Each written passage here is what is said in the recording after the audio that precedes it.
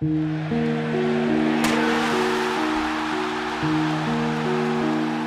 la nuit du samedi 28 au dimanche 29 janvier 2023.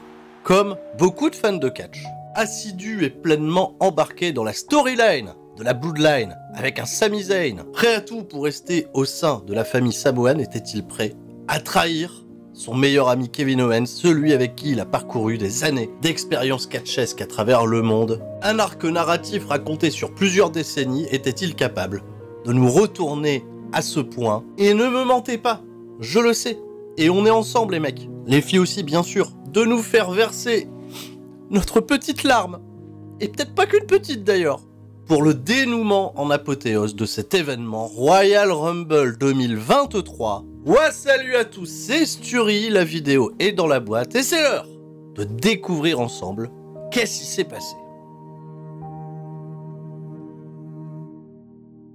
Bon, déjà, on va revenir en arrière. Dans la soirée du 28 janvier, soir du Royal Rumble, on a découvert beaucoup de choses, dont l'ordre des matchs décidé par WWE pour produire l'événement. Alors que tout le monde s'attendait à ce que le Royal Rumble masculin termine le show, pour envisager des surprises potentielles, à savoir, l'arrivée de The Rock, pour affronter le chef tribal à WrestleMania 39, c'est quelque chose qui était un petit peu dans les tuyaux, je sais pas, presque depuis 2 ans. De peut-être miser sur l'underdog favori du moment, à savoir Sami Zayn lui-même, et hurler notre amour ou notre désaccord à chaque fois qu'une légende de WWE ferait son retour. Eh bien pas du tout. Triple H, il a mis en place un contre-pied totalement parfait puisqu'il a décidé d'ouvrir le show avec le Rumble masculin et de terminer sa carte avec le combat Kevin Owens Roman Reigns, où le suspense n'était pas le plus fort quant au résultat du combat, mais très certainement autour de l'évolution de Sami Zayn au sein de la Bloodline. Alors on va pas perdre de temps, on va se lancer dans l'événement, on va accueillir Pat McAfee en surprise, ça fait plaisir à Michael Cole, pas du tout à Corey Graves. Pat McAfee qui fait son retour pour ouvrir les hostilités, et c'est parti, Mike Rome nous annonce que c'est l'heure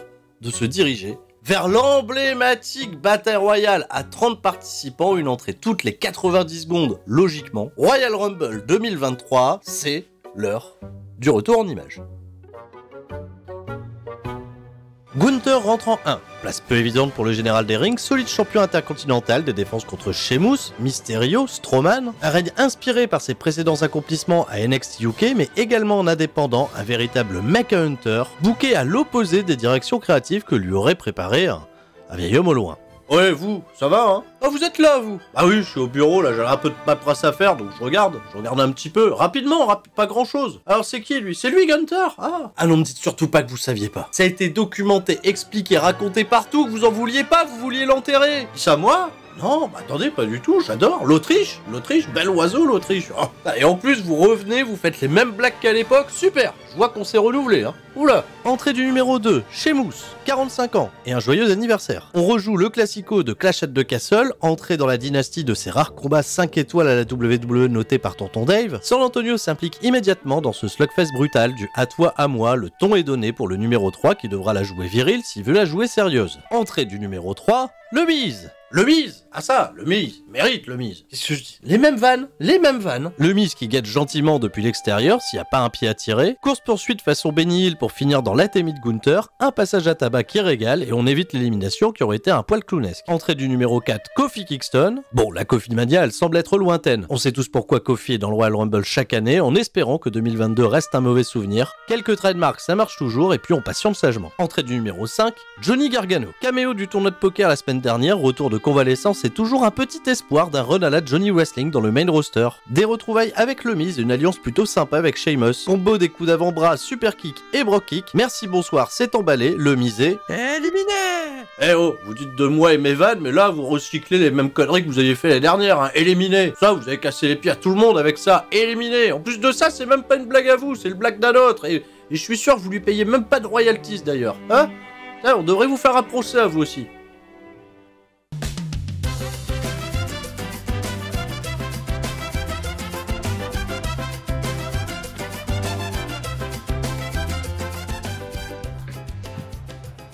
Bien sûr, président. Éliminé. Entrée du numéro 6, Xavier Woods, un allié pour Kofi Kingston. On combine à deux, même si comme le disait Raymond Rougeau, il n'y a pas d'amitié dans un Royal Rumble. Kingston et Woods pour un remake des Hardy Boys en 2001, pas du tout, car à la place on préfère faire tam tam sur le popotin. Pour amuser peut-être un vieil homme au loin. Bon bah allez-y. Non. Mais si, allez-y, dites-le. Non, non, non. Tape sur le popotin. Entrée du numéro 7, Karrion Kross. Des ambitions, il y en a, cet été pour son retour. Il croise le gros chien, le kebabier, pour au final feuder avec Madcap Moss et perdre la veille contre Rey Mysterio. Ça terrasse le New Day, des coucous à Gunther et à Sheamus, mais rien de plus pour le moment. Entrée du numéro 8, Chad Gable. Le bon élève de WWE, on chouche les plus petits. On fait de la lutte au sol avec Xavier Woods, mais toujours pas de nouvelles sorties pour tenir compagnie aux Miz à la cantine. Parlant de cantine, entrée du numéro 9, le kebabier. Drew McIntyre, vainqueur en 2020, finaliste l'an passé, relégué à la division par équipe avec Sheamus, n'a pas de viking vicieux sur son chemin. On lance des gens au-dessus de la tête à défaut de les lancer au-dessus des cordes, quoique Claymore Kick sur Karrion Kross qui le fait passer par-dessus la 3e corde. Allez, on s'autorise quelques variantes pour cette année. Échange d'Atemi avec Gunther, une affiche bien alléchante et une alliance évidente avec Sheamus dont on reparlera toute la soirée. Entrée du numéro 10, Santos Escobar. Une chimie un peu timide avec les forces en présence, Phantom Driver sur Gargano et rien de plus. Entrée du numéro 11, Angelo Dawkins. La moitié des Street Profits qui s'illustrent en à peine 3 mouvements. Kofi fait le spot private party sur Xavier Woods mais oublie Gunther qui de sa botte sort le roi des bois. Éliminé. Kofi combine alors avec Santos Escobar mais le général poursuit sa belle lancée et malheureusement, aïe aïe aïe, éliminé. Alors oui, ça fait 2 fois que Kofi Kingston loupe son spot, même si Michael Cole insiste sur le pied de Kofi toujours sur le rebord de la chaise, mais vu l'entrée du numéro 12, Pat McAfee dit à Kofi qu'il vaut mieux pour lui de rester éliminé puisque c'est le moment de retrouver Brock Lesnar. Bah oui, déjà. Le vainqueur de l'an passé attendu au taquet par McIntyre et Sheamus qui ont bien envie de banger avec la bête. Le 2v1 est rapidement dévié, la mid-card est en danger, Escobar, Dawkins et Chad Gable. Éliminé. Mais dans le ring, Triple H dans son booking, il a pas le temps. Même si c'est que quelques secondes et que le baromètre du public est toujours un bon moyen de savoir si une affiche peut être un succès, Lesnar et Gunther en face-off, grosse réaction même si l'Atemi sur le décompte nous renvoie immédiatement à la réalité. Entrée du numéro 13, Bobby Lashley. Bon, Lesnar, il aura sorti une souplex sur Gunther, c'est tout ce qu'on aura avant la spire prévisible de Bobby Lashley sur Lesnar. Une spire sur McIntyre, une sur Sheamus et même une sur Gunther qui est décidément bien généreux. Lesnar tente de revenir avec un F5, mais Bobby Chou esquive et corde à linge son ennemi du moment. Par-dessus la 3e corde. Bien sûr, la réaction, elle est immense. Ça chante Bobby dans tous les sens. Le turn en Arabie Saoudite est visiblement oublié. Réaction portoise de Lesnar qui s'en prend au mobilier. C'est l'upset du siècle, nous dit Pat McAfee qui a certainement oublié avoir perdu contre Vince McMahon à WrestleMania. Et alors c'est quand il veut là sa revanche là, l'autre antivirus. Entrée du numéro 14, Baron Corbin. Le numéro souvent maudit. Et je vous laisse aller vérifier par vous-même, sinon on en a pour une vidéo complète. Porte une fois de plus préjudice à ce pauvre Corbin qui croisera la route de Vener Lesnar, un F5, un dodo et la sécurité qui tarde à faire son travail. Numéro 15, Seth freaking Rollins, qui croise Baron Corbin au sol, le remet dans le ring pour poliment le balancer par-dessus la 3e corde. Numéro 16, Otis. Le projet Otis. Mais arrêtez, lui aussi, vous l'avez enterré. Vicieux coup de coude sur Johnny Gargano qu'on oublie presque, tour de souplex sur les frangins du Bank, c'est presque le traitement à la Lesnar mais ça ne sort personne. Entrée numéro 17, Rey Mysterio. Le numéro 17, Rey Mysterio.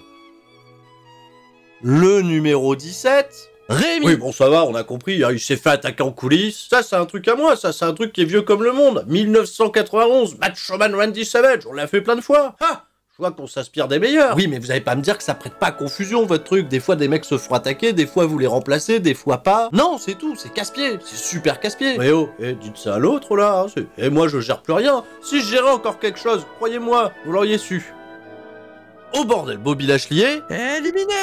Et oui, malgré le momentum de zinzin engrangé après l'élimination de Lesnar, Lashley se fait surprendre par Rollins et sort au plus grand des calmes. Otis fait son Caterpillar histoire de passer à autre chose et de probablement se faire sortir s'il a plus grand chose à faire dans ce match. Entrée numéro 18, Dominic Mysterio. Oh bah, il vient au ring avec le masque de Rey Mysterio, à votre avis comment il se l'est procuré? Il a dû certainement lui enfiler un ou deux de masques à son gosse, c'est son gosse quand même, bah oui, il les a pas facturé d'ailleurs.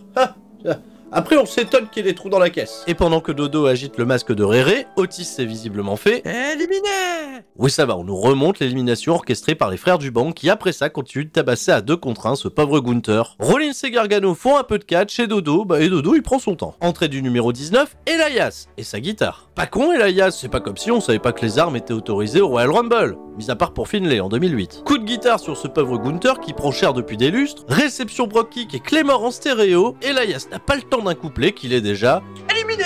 Entrée du numéro 20, Finn Balor. Du backup pour Dominique qui ne s'est pas caché longtemps, sa bagarre avec Gargano qui évite l'élimination par Dodo, qui reçoit l'assist du Fifi malgré ses 30 minutes dans le ring, Johnny Gargano est l'éliminé. Là je me disais bien, ils sont où les gars Hunter là, NXT, ça c'est sympa tu vois, pour le gamin là, comme ça il revient, il repart, hein. C'est main roster lui. Puisque le duo Fifi Dodo est à craindre, envoyons les frères Bangé. Entrée numéro 21, Booker T. Quoi, c'est Assam, les légendes. Ah non, plutôt la seule. La surprise qui cela dit fait plaisir au Texas, d'où provient Booker T, qui encore quelques minutes avant était au panel du kick-off. Quelques kicks à l'ancienne pour la nostalgie, Pinoroni, Gunther prend la hit et sa 3e élimination. Éliminé. Soccer. Alors que Gunther goûte encore au 2v1 des frères Dubus, entrée du numéro 22, Damien Prieur. Et vous l'aurez compris, tout le Judgment Day dans le ring. Ça tape Rollins, ça tape Gunther, qui est décidément toujours en sous-nombre, avec des séquelles bien visibles sur le corps du coup de guitare d'Elias, mais cette réunion du Judgment Day n'élimine personne, entrée du numéro 23, Montez Ford. Le projet solo, c'est peut-être ce soir, avec une entrée dans les 10 derniers. Skin de cat à la Shawn Michaels, mais aucune parade contre le choc slap de Damien Prêtre qui envoie ce bon vieux Montez Ford par-dessus la 3e corde. Oula, c'est certainement le plus gros pétard mouillé du match, en espérant que ça serve à son pétage de plomb qu'on attend maintenant depuis bientôt un an. Entrée du numéro 24, Edge. Oui, vous l'avez bien entendu, on a attendu 28 jours pour assister au premier retour de Edge de 2023, sûrement son 15e dans un Royal Rumble et seulement son 81e depuis son retour en 2020. Edge, rouge de colère, littéralement, règle immédiatement ses comptes avec le Judgment Day, spire pour tout le monde, Dada ça dégage, éliminé. Fifi ça dégage, éliminé. Seth Rollins ça face-off, mais le Red Heart Superstar oublie totalement Dodo qui envoie Edge dans les cordes, le Judgment Day depuis l'extérieur revient pour tirer Edge. Par-dessus la 3e corde, vous êtes en retard Philippe. Oui, ça s'apparentait plus à un an qu'un vrai fait de Rumble. Edge va poursuivre le 2v1 tout au long de l'entrée pendant que Austin Theory fait son entrée en 25. Bon ça n'a pas d'importance, le focus il est sur Edge qui maîtrise la situation face à Damien Priest et Finn Balor. Rhea Ripley fait alors le save et se fait surprendre par Beth Phoenix, la légende. De ce fait, ça fait il y en a deux. L'aspire sur Rhea Ripley pour reprendre le programme laissé en octobre. La sécurité arrive encore à la bourre et ça sent le règlement de compte dans le Rumble féminin un peu plus tard. Sinon, je vois pas l'intérêt. Entrée du numéro 26, Omos et ses 2m107 accompagné par MVP. Bon déjà, Omos il a mis 1 minute à remonter la rampe. Les Jackie Sheamus et Michel Massintier comme d'habitude en comité d'accueil ne vont pas rester forts. Le pauvre Gunther courageux se mange un choc slam bien stiff, mais tout le monde reste dans le ring. Entrée du numéro 27, Braun Strowman. Attends. Là il y a un grand et il y a un autre grand. Ça fait un grand contre un grand. C'est bien ça, voilà. C'est ça qu'il faut faire là, Hunter. Là. Bah, c'est marrant ça, pourquoi il y en a un des deux que vous avez viré? D'ailleurs, c'est pas nouveau comme affiche, vous le savez, ils se sont déjà affrontés. Hein? Non. Eh ouais, ils se sont affrontés, même qu'ils se sont affrontés en Arabie Saoudite. Non. Échange de baigne au bon souvenir de Crown Jewel 2022, Strowman prend de l'élan, Omos est bien trop près du bord du ring, la corde à linge et ça passe. Par-dessus la 3e corde. Oui, il a beau être giga grand, Omos a été une menace pour personne. Entrée du numéro 28, Ricochet. Attendez, vous voulez me dire qu'ils ont sorti le grand Nigérian pour faire rentrer Gérard Salto? Gérard Salto? Il est encore là, lui? Si, il est toujours là. D'ailleurs, il fait équipe avec le grand, là, qui est resté sur le ring. Une équipe! Du catch par équipe! Mais bosser en équipe dans un Rumble peut être fatal. Sheamus et le kebabier, qui ont passé leur temps à martyriser tout le monde, vont se faire surprendre par Gunther, véritable héros de ce Rumble. Cher Rabbi, vous pouvez le dire par 2 fois, c'est un double. Éliminé! Ouais, celle-là, j'avoue, elle est belle. 40 minutes et 4 éliminations pour la kebaberie du Stade de France, 52 minutes et 3 éliminations pour le guerrier celtique, belle perf, mais merci bonsoir, les Vikings de la mid-card vous attendront gentiment vendredi à SmackDown. On touche à la fin de ce Rumble et on désespère pas de voir Sami Zayn ou encore The Rock. Si on fait les calculs, plus que 2 entrants possibles et 2 noms annoncés. Cody Rhodes, ultra favori depuis déjà Hell in a Cell il y a 7 mois, et Madcap Moss qui est présent sur le visuel officiel. Quelque part, on espère tous qu'il a été oublié. Fin du suspense avec l'entrée numéro 29, Logan Paul. Hunter. Oh là là, il a pas The Rock, il a pas Austin. Qu'est-ce qu'il fait? Il fait rentrer un mec, on sait. Son nom c'est une bagnole là, qu'est-ce que c'est ça? Logan Paul. Paul. Ah, tous les mecs qui s'appellent Paul.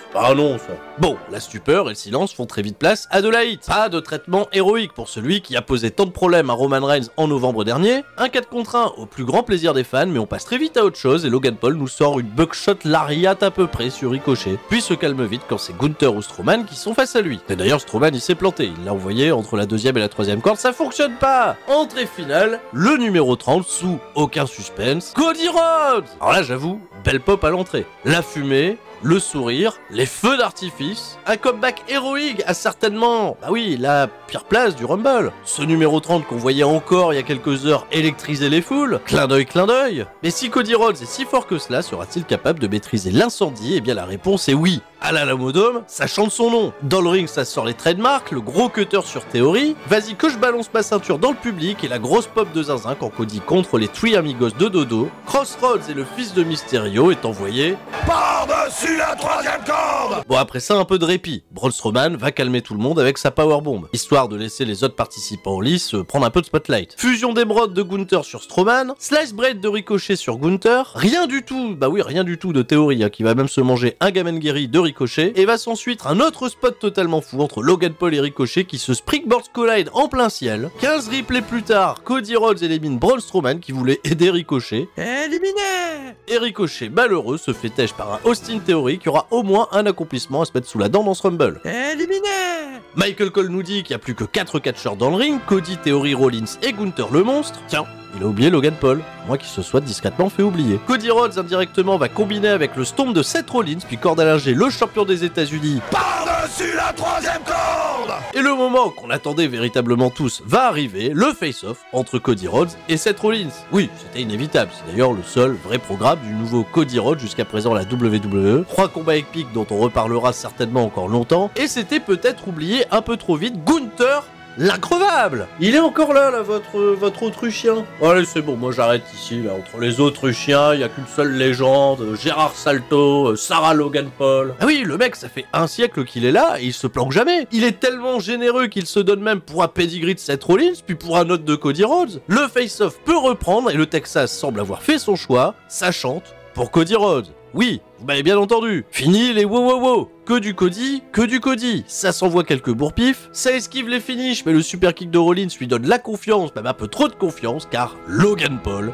fait son retour. Seth Rollins projeté par-dessus la troisième corde. Alors là, je vous laisse imaginer la hit colossale à ce moment précis du match, et aussi l'idée d'un programme Logan Paul contre Seth Rollins pour WrestleMania. Ouais, c'est ce qu'on appellerait dans les années 90 un second effet qui se coule. 37 minutes pour Seth Rollins, 2 éliminations, le main event de WrestleMania s'éloigne à nouveau, mais on l'attend quand même, dans l'hypothèse où il y aurait un main event au Stade de France. Bon.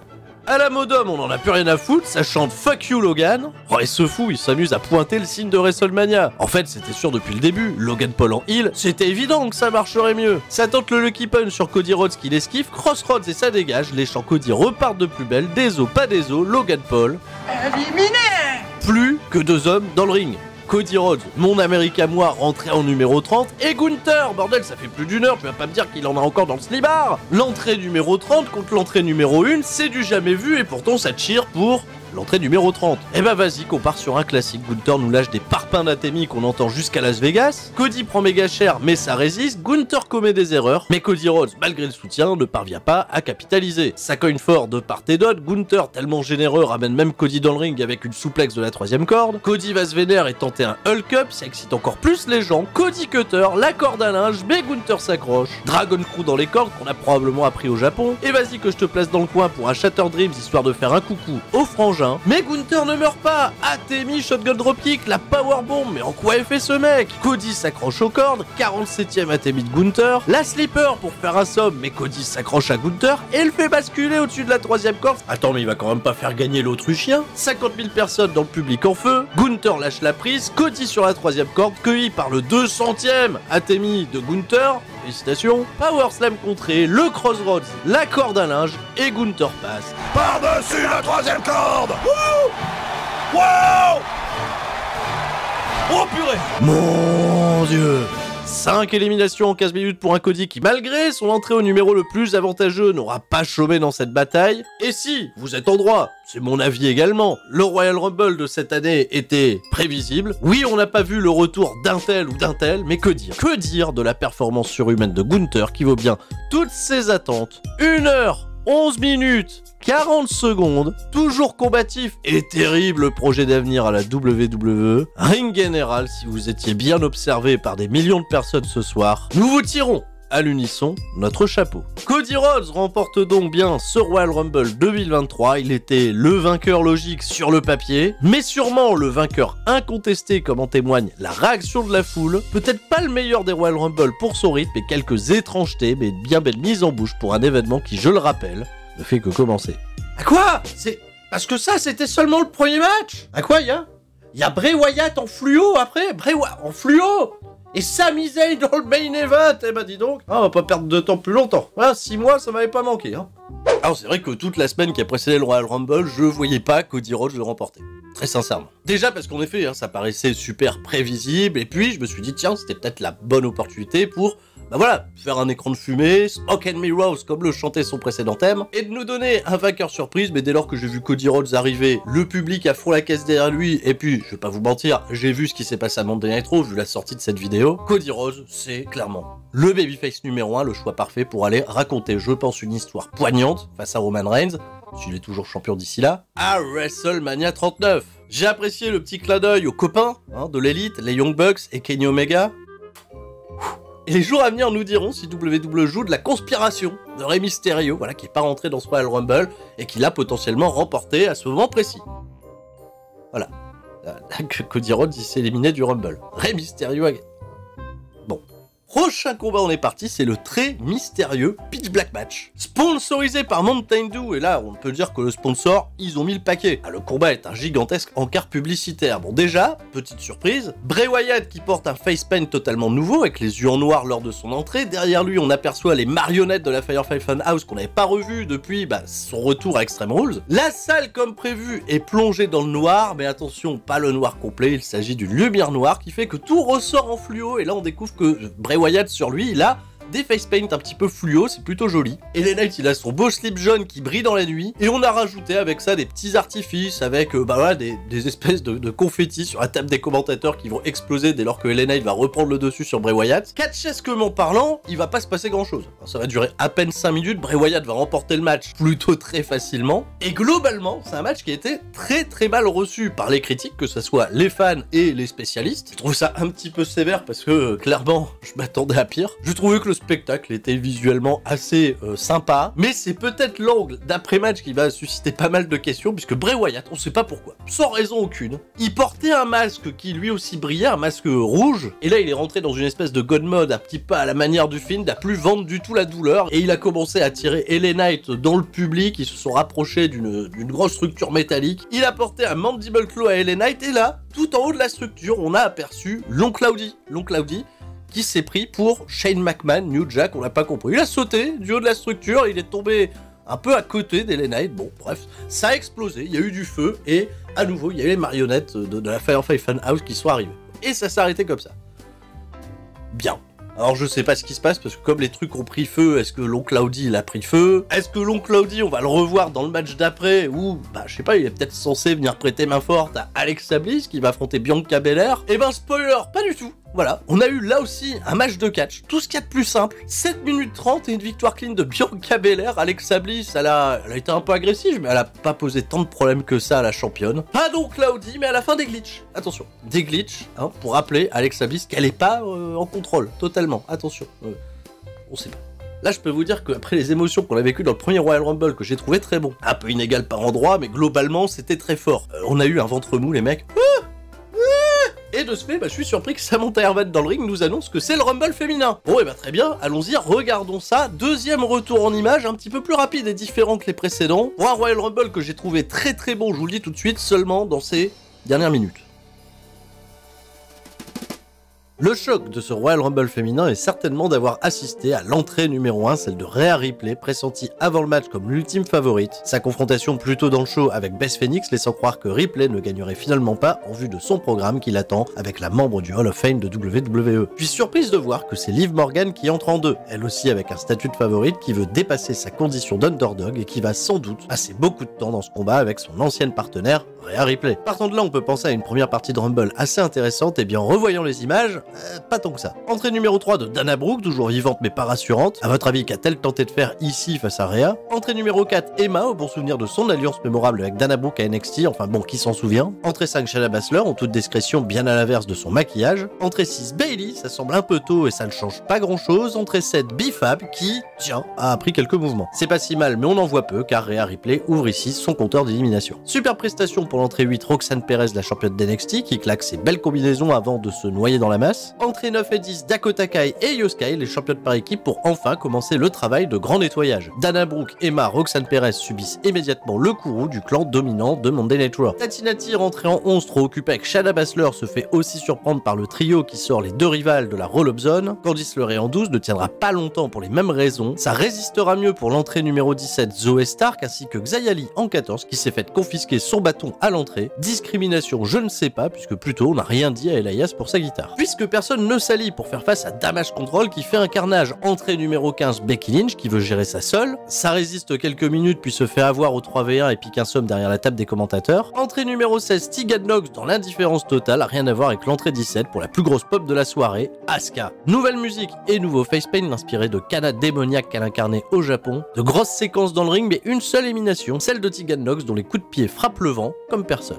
Coucou Brandao. Entrée numéro 18, ce n'est pas Doudrop mais Piper Niven qui fait son retour, un peu de bagarre mais personne ne sort. Entrée numéro 19, Tamina pour faire comme chaque année un face-off et cette fois-ci c'est Piper Niven, l'heureuse élue. Becky Lynch s'est réveillée mais n'opérera pas avant l'entrée surprise mais pas trop de Chelsea Green en numéro 20 pour un retour à la WWE qui nous gratifie d'un passage de 4 secondes hilarant, sorti immédiatement par Rhea Ripley. Et c'est après ce moment de légèreté que décide d'opérer Becky Lynch qui va à elle seule sortir Dakota Kai et Io Sky avant de se faire surprendre par Bayley qui elle-même s'est faite sortir par Liv Morgan. 4 grosses éliminations en un temps record, la bagarre se poursuivra en dehors du ring et visiblement pour les semaines à venir aussi. On entre dans le dernier chapitre de ce Rumble avec les 10 dernières entrées. Zelina Vega en 21 nous cosplay le personnage de jury dans le cadre d'un partenariat affiché avec Street Fighter 6 et de ce fait Zelina Vega brille et sort Xia Li après avoir reproduit le V-Trigger de son alter ego du soir. 22, Vla Raquel, de l'ambition et des arguments d'entrée de jeu, mais finalement calmé par un Rana de Zelina Vega qui la sponsor réussit plutôt bien. 23e, Michin Miaim, 24e, Lacey Evans, on somnole un peu pour se réveiller en 25 avec la participation surprise de Michelle McCool qui arrive depuis sa place dans le public. Et oui, le moment était assez fun et plutôt bien accueilli par la foule. McCool sortira Tamina juste pour le beau geste. En 26, Indy Hartwell de NXT, je suis content mais elle vient clairement faire acte de présence. 27, Sonya Deville qui en plus de son opportunité vendredi prochain à SmackDown vient dans ce Rumble pour immédiatement sortir Zoey Stark, dont les 26 minutes de présence resteront totalement oubliables. Lacey Evans sort quant à elle Zelina Vega, histoire de crédibiliser son nouveau rôle et son nouveau push qui arrive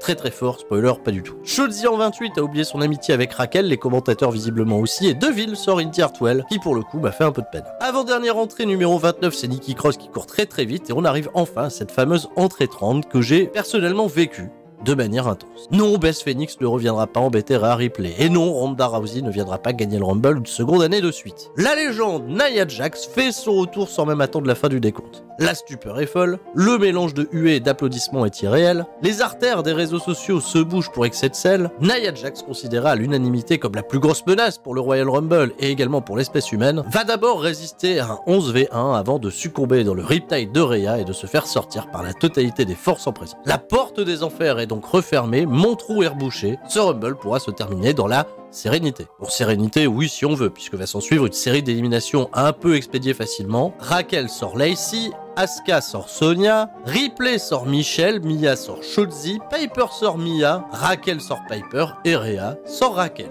Félicitations à Nikki Cross qui de ce fait le final fort et passe à 2 doigts de sortir Asuka mais se fait surprendre par Liv Morgan. Et les amis, même si ça a été court, le trio final, Asuka, Liv et Ripley, c'était court mais particulièrement bien rythmé. Les 3 catcheuses vont finir sur le tablier du ring, canard WC mixte de Asuka qui touche Morgan au lieu de Rhea, qui cela dit réussit un coup de pied acrobatique pour sortir Asuka qui ne remportera pas son second Royal Rumble. Comme en 1995, les 2 premières entrantes sont également les 2 dernières en lice, la team Ripley contre la team Liv. La team Liv, la team Ripley, ouais, c'est presque drôle. Liv Morgan, aveuglée, parvient à faire trébucher Ripley qui s'accroche aux cordes et qui parvient désespérément à sortir un ciseau de tête à Morgan pour devenir la première entrante numéro 1 à remporter le Royal Rumble. 1 heure, 1 minute et 8 secondes, 7 éliminations, bravo Rhea Ripley. Un Royal Rumble, cela dit, très inégal en termes de qualité, mais assez satisfaisant dans son ensemble.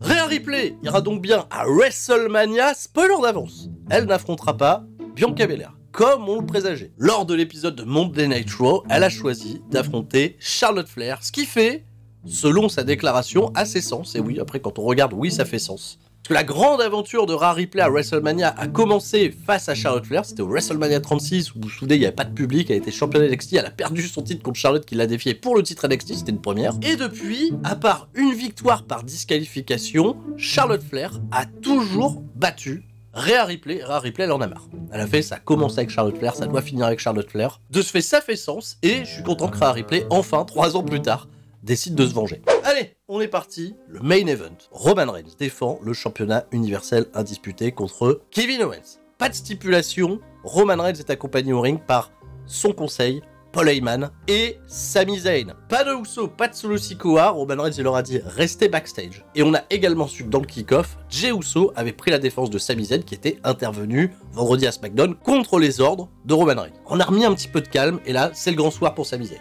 S'il passe ce test, c'est bon, il est admis dans la Bloodline, ad vitam aeternam, il est plus honoraire, tout va bien. Roman Reigns contre Kevin Owens, c'est un match qu'on connaît bien. Kevin Owens, il a toujours posé énormément de problèmes à Roman Reigns, et bah là encore, il va lui en poser. Un combat qui en tout et pour tout va durer 20 minutes. J'ai l'impression que c'est passé beaucoup plus vite. Et Kevin Owens, une fois de plus, il a un tombé victorieux juste après un ref bump. Donc il n'y a pas d'arbitre. Et là, il est con en plus de ça, Kevin Owens, parce qu'il a vu le ref bump, et il va quand même faire le tomber. Donc oui, on peut compter jusque 4, 5, 6, 8, 10. Ça laissera toujours une porte de sortie à WWE pour dire, bah voilà, Kevin Owens, il aurait pu battre encore une fois Roman Reigns.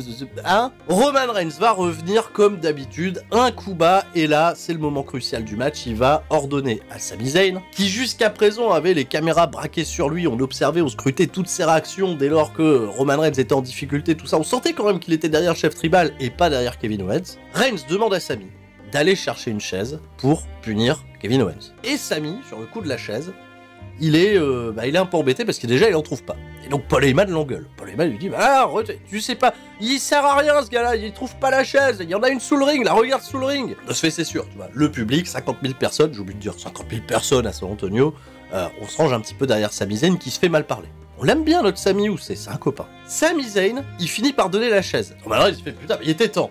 Mais là, Kevin Owens, il met un stunner à Roman Reigns. Et devine quoi, il y a un arbitre, il est revenu. Il y a un arbitre qui est là, hop, on va faire le tomber. Un de dégagement, on souffle très fort, Sami Zayn, il a failli faire la connerie du siècle. Il y a ce plan que je trouve génial, avec Paul Heyman qui doit se dire, Sami Zayn, mais qu'il est con. De ce fait, nouvelle séquence de match, pop-up powerbomb tenté par Kevin Owens, retourné en un Superman Punch, l'aspire 1-2, dégagement. WWE, généralement, ils sont très très forts pour nous faire monter le doute, pour créer justement ces moments de suspense, mais là, pour Kevin Owens, c'est un petit peu le salut final. Puisqu'il va rouler à l'extérieur du ring, au pied de Sami Zayn, et Sami Zayn, il est un petit peu désemparé. Parce que le chef tribal, il est en colère, et Sami Zayn, il dit à Kevin Owens, reste à terre. Reste à terre, parce que s'il s'énerve, il va te buter, donc reste à terre. T'as cette image que j'adore, où t'as Kevin Owens qui essaye de s'agripper. Là, le chef tribal arrive, il met une spear, ça passe à travers les barricades, c'est incroyable. Reigns remet Owens dans le ring, Owens très intelligemment, il reroule de l'autre côté du ring. Le chef tribal, il est furax, il va choper Kevin Owens et il va l'éclater contre l'escalier d'acier aux abords du ring. Là, direct, il y a un plan sur Sami Zayn qui est, limite, choqué par la violence du mouvement. Vu que Roman Reigns, dans le début de la construction du personnage du chef tribal, on a bien compris que c'était un sadique. Qu'est-ce qu'il fait? Bah il recommence. Sami Zayn, il est pas bien à côté de lui, t'as Paul Heyman qui est là, c'est normal, c'est comme ça que ça se passe, c'est comme ça qu'on dirige les opérations. Reigns remonte dans le ring, Kevin Owens, il semble être à point, il y a ce moment où on demande à Sami Zayn, voilà, de lever le doigt pour reconnaître le chef tribal, très important. Des petites baffes au visage de Kevin Owens qui va quand même répliquer, hein, tu vois, d'une droite pour dire « Hey, je suis encore là ». L'aspire de Roman Reigns. Terminé, merci, bonsoir, compte 2-3, Roman Reigns reste champion universel indisputé, mais c'est là qu'on arrive dans la phase la plus intéressante de ce show. Après qu'on nous ait diffusé les 25 000 replays dans tous les sens, t'as les Usos, Jey Uso, JB Uso, Solo Sikoa qui arrivent, et c'est la protocolaire cérémonie de remise, tu vois, d'admission d'un nouveau Uso dans la famille, c'est Sami Zayn. Voilà. Tout est prêt, tout est là. C'est Jey Uso qui avait sauvé Sami Zayn, qui lui tend le collier de fleurs, mais là Roman Reigns il fait attends. Le test, c'est pas encore ça. Le test il a pas été passé, il y a une dernière chose à faire. Sami Zayn il comprend pas, il dit bah attends, on a fait ce qu'on avait à faire, t'es resté champion, Kevin Owens, qui est toujours dans le ring d'ailleurs, il est au sol, il est à terre, on peut plus rien faire pour lui. Roman Reigns il ordonne aux Usos d'aller corriger encore un peu plus Kevin Owens pour faire passer un message. Les Usos, eux, ils s'exécutent. On réfléchit pas, Kevin Owens il leur casse les pieds depuis ces derniers mois, ça tabasse, ça tabasse, ça tabasse. Il lui porte le Wendy, Roman Reigns derrière, il est encore plus sadique que ça, il va chercher des menottes, et ils vont attacher Kevin Owens à la 3e corde. Là, il y a une série de super kicks qui débarquent. Kevin Owens, il peut pas se défendre. Et t'as Roman Reigns qui tient comme ça, par le col, Sami Zayn en lui disant, voilà, c'est bien gamin, tu passes un bon moment, t'assistes au truc, voilà, c'est ça, je veux que t'assistes à ce truc-là. Et là, Sami Zayn, le visage, il commence à se décomposer. Et Kevin Owens, bizarrement, il n'y a pas un babyface qui vient le sauver, il n'y a pas d'amis, il n'y a pas Sami Zayn, personne lui fait confiance dans ce milieu. Une fois qu'on a mis 65 000 coups de pied à Kevin Owens, qu'est-ce qu'il fait Roman Reigns? Il prend une chaise. Et là, il s'apprête à porter le coup final. Roman Reigns, il dit à Kevin Owens en plus que désormais Sami Zayn, c'est plus son ami. C'est plus son ami. Je l'accueille dans ma famille et chez moi il est bien traité, tu vois, il est respecté. Donc maintenant je vais porter le coup final et Sami Zayn, là c'est trop pour lui, il dit stop. Le moment où Sami Zayn, il s'interpose entre Kevin Owens et Roman Reigns, le public, tu vois, tout le monde, t'as 50 000 personnes qui partent en apnée. On est là, on est sous l'eau, on fait... Zayn il dit stop. On le fait pas. Ça sert à rien, il a eu son compte. Roman Reigns, tu vaux mieux que ça. Tu vaux mieux que ça. Et en fait, il essaye, Sami Zayn, tout simplement de mettre Roman Reigns sur le droit chemin, tu vois, de lui dire non, t'es pas obligé d'être aussi violent pour être un champion universal, respecté, aimé, tout ça. Et on sait, Roman Reigns, contrôler sa colère, c'est pas simple. Qu'est-ce qu'il fait Roman Reigns? Il a quand même un petit réflexe, hein. Il va pas s'en prendre à Sami Zayn, il va dire ok, bah t'as qu'à le faire. Voilà. Il lui tend la chaise, comme ça, il lui tend la chaise, prends cette chaise, et c'est toi qui vas mettre le coup à Kevin Owens. Et Sami Zayn, il refuse, tu vois, mais on refuse pas les ordres du chef tribal, là, forcément, t'as Paul Heyman qui fait quoi? Il refuse les ordres du chef tribal! Sami Zayn prend cette chaise et exécute celui qui autrefois était ton ami pour prouver ta loyauté au sein de la Bloodline. Et Zayn, il prend la chaise. Il prend la chaise, il est pas sûr de ce qu'il va faire, hein, mais il prend la chaise et il recule. Il fait quelques pas en arrière. Et Roman Reigns, pendant ce temps-là, il donne plein de consignes à Sami Zayn en disant il t'a toujours méprisé, il a toujours tenu ta carrière en arrière. Et c'est vrai que quand on fouille un petit peu dans la grande histoire entre Kevin Owens et Sami Zayn, il n'y a pas eu que des bonnes choses entre les deux. Ils se sont quand même trahis une paire de fois les deux. Là, la prod, elle est incroyable, parce qu'il y a des plans sur la tête de Zayn qui sait pas trop s'il doit le faire ou pas. Roman Reigns, il se retourne, il insiste. Paul Heyman, il dit vas-y, fais-le. Les Usos, ils sont derrière, tu vois, de cette meuf. Et là, Roman Reigns, quand il se retourne, il voit Sami Zayn, et il découvre que le mec est en train de pleurer, en fait. Sami Zayn, émotionnellement, là, c'est trop dur pour lui. Il est en train de pleurer. Et Roman Reigns, il l'affiche, il fait t'es pas en train de pleurer quand même. Et là, Paul Heyman, il fait on pleure pas dans la Bloodline. Pourquoi tu te mets à pleurer? Pourquoi tu te mets à pleurer? Et là, Roman Reigns, il commence à pousser le visage de Sami Zayn. Il lui fait qu'est-ce qu'il y a? C'est quoi ton problème? Il se fera un gros tête à tête et tout. Roman Reigns, il lui dit c'est pas un jeu, c'est ma vie qui se joue là maintenant. Alors prends cette chaise, exécute Kevin Owens. Et là, t'as ce plan, tu vois, qui se recule petit à petit avec un Roman Reigns qui se retourne vers Kevin Owens et qui se fait tourner le dos à Sami Zayn. La suite, elle se passe totalement de commentaires.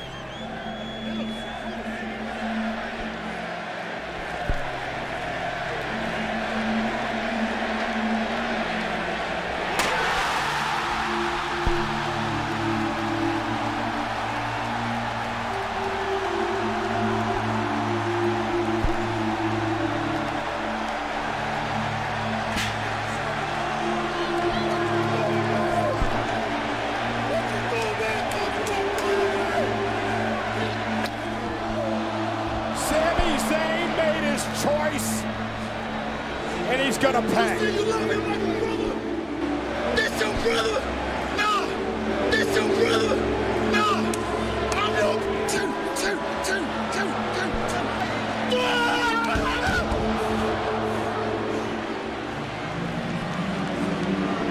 Stop, go. Get off. Get off.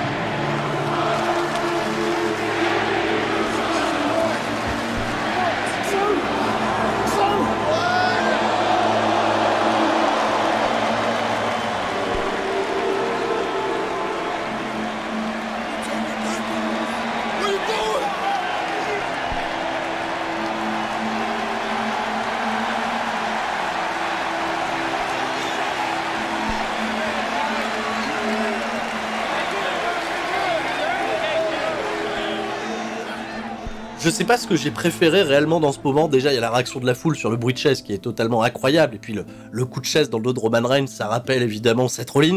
Mais c'est surtout en fait le dommage collatéral que ça a produit et l'explosion de la Bloodline. Parce que Jimmy Uso, qui a toujours été le mec sympa avec Sami Zayn, ils s'entendent super bien, tout ça, c'est le premier, tu vois, à prendre la décision d'aller mettre un super kick à Sami Zayn et de l'exclure. Solo Sikoa, lui, c'est un suiveur. Lui, il voit une décision de la Bloodline, il réfléchit pas, il suit, il trace, il a jamais apprécié Sami Zayn plus que ça. Jey Uso, il reste dans un coin, il comprend pas. Et Roman Reigns, il y a quand même ce plan qui est incroyable. Roman Reigns, après s'être pris le coup de chaise dans le dos, c'est pas longtemps, tu le vois, les mains dans la tête, et t'as l'impression que lui aussi, il est en train de pleurer.